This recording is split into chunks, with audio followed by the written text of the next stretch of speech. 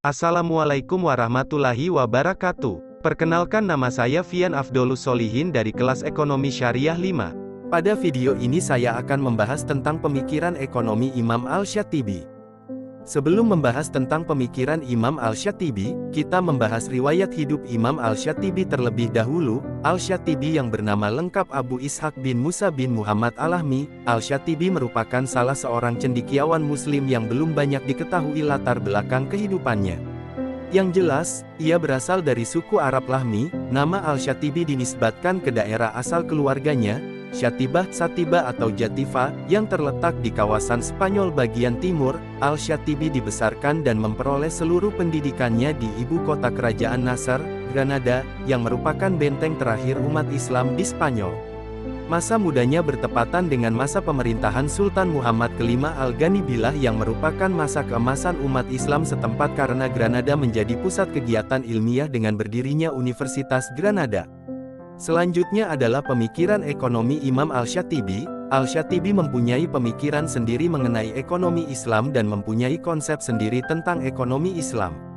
Menurutnya dalam ekonomi Islam itu terdapat maqasid syariah yang terdiri dari daruriyat, hajiyat dan tahsiniyat. Selain itu Al-Syatibi juga mempunyai konsep sendiri mengenai objek kepemilikan dan pajak. Jadi menurut Imam Al-Syatibi di setiap ekonomi Islam pasti ada maqasid syariah. Apa itu maqasid syariah? Secara bahasa, maqasid al-syariah terdiri dari dua kata, yakni maqasid dan al-syariah.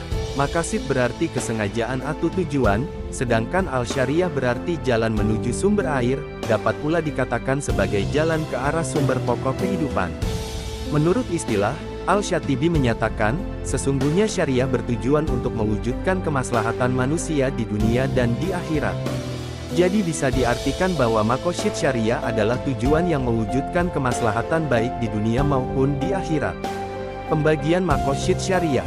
Menurut Al-Syatibi, kemaslahatan manusia dapat terrealisasi apabila 5 unsur pokok kehidupan manusia dapat diwujudkan dan dapat dipelihara, yaitu agama, jiwa, akal, keturunan, dan harta. Dalam kerangka ini, ia membagi maqasid menjadi 3 tingkatan, yaitu daruriyat, hajiyat, dan tahsiniyat. Pembagian maqasid syariah yang pertama yaitu daruriyat. Jenis maqasid ini merupakan kemestian dan landasan dalam menegakkan kesejahteraan manusia di dunia dan di akhirat yang mencakup pemeliharaan 5 unsur pokok dalam kehidupan manusia, yakni agama, jiwa, akal, keturunan, dan harta. Pengabaian terhadap kelima unsur pokok tersebut akan menimbulkan kerusakan di muka bumi serta kerugian yang nyata di akhirat kelak. Pemeliharaan terhadap agama, jiwa, akal, keturunan, dan harta dapat dilakukan dengan cara memelihara eksistensi kelima unsur pokok tersebut dalam kehidupan manusia dan melindunginya dari berbagai hal yang dapat merusak.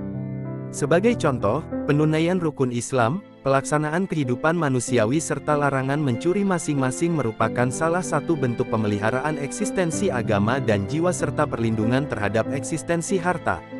Yang kedua, hajiyat. Jenis maqasid ini dimaksudkan untuk memudahkan kehidupan, menghilangkan kesulitan dan menjadikan pemeliharaan yang lebih baik terhadap 5 unsur pokok kehidupan manusia.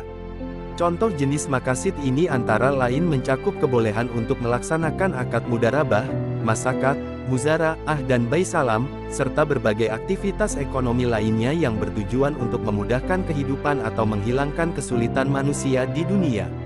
Yang ketiga, tahsiniyat. Tujuannya adalah agar manusia dapat melakukan yang terbaik untuk menyempurnakan pemeliharaan 5 unsur pokok kehidupan manusia.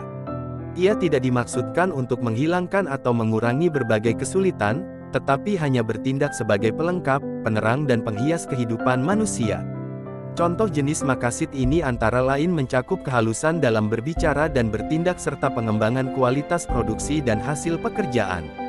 Kolerasi antara daruriyat, hajiyat, dan tahsiniyat. Dari hasil penelaahnya secara lebih mendalam, Al-Syatibi menyimpulkan korelasi antara daruriyat, hajiyat dan tahsiniyat sebagai berikut. Maqasid daruriyat merupakan dasar dari maqasid hajiyat dan maqasid tahsiniyat. Kolerasi yang pertama adalah kerusakan pada maqasid daruriyat akan membawa kerusakan pula pada maqasid hajiyat dan maqasid tahsiniyat. Sebaliknya, kerusakan pada maqasid hajiyat dan maqasid tahsiniyat tidak dapat merusak maqasid daruriyat. Kolerasi yang kedua, kerusakan pada maqasid hajiyat dan maqasid tahsiniyat yang bersifat absolut terkadang dapat merusak maqasid daruriyat. Pemeliharaan maqasid hajiyat dan maqasid tahsiniyat diperlakukan demi pemeliharaan maqasid daruriyat secara tepat. Beberapa pandangan Al-Syatibi di bidang ekonomi. 1. Objek kepemilikan. Pada dasarnya, Al-Syatibi mengakui hak milik individu. Namun, ia menolak kepemilikan individu terhadap setiap sumber daya yang dapat menguasai hajat hidup orang banyak.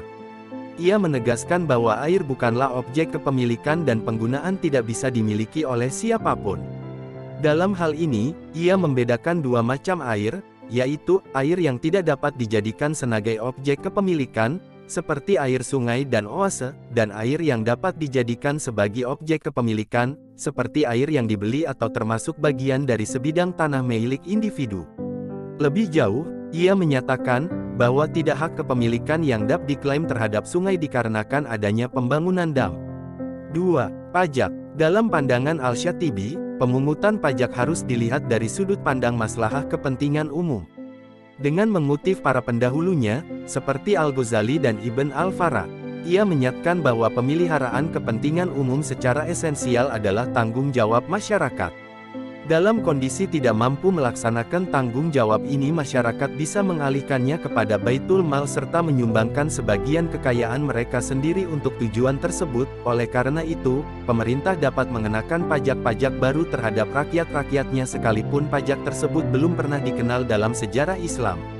Selanjutnya adalah materi terakhir, yaitu wawasan modern teori Al-Syatibi. Dari pemaparan konsep maqasid al-syariah di atas, terlihat jelas bahwa syariah menginginkan setiap individu memperhatikan kesejahteraan mereka. Al-Syatibi menggunakan istilah maslahah untuk menggambarkan tujuan syariah ini. Dengan kata lain, manusia senantiasa dituntut untuk mencari kemaslahatan aktivitas ekonomi produksi, konsumsi, dan pertukaran yang menyertakan kemaslahatan seperti didefinisikan syariah harus diikuti sebagai kewajiban agama untuk memperoleh kebaikan di dunia dan di akhirat. Dengan demikian, seluruh aktivitas ekonomi yang mengandung kemaslahatan bagi umat manusia disebut sebagai kebutuhan. Pemenuhan kebutuhan dalam pengertian tersebut adalah tujuan aktivitas ekonomi, dan pencarian terhadap tujuan ini adalah kewajiban agama.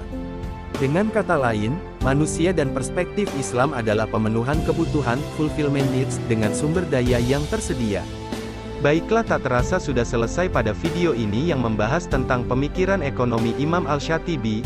Semoga bermanfaat dan jangan lupa like, comment and subscribe. Terima kasih, goodbye.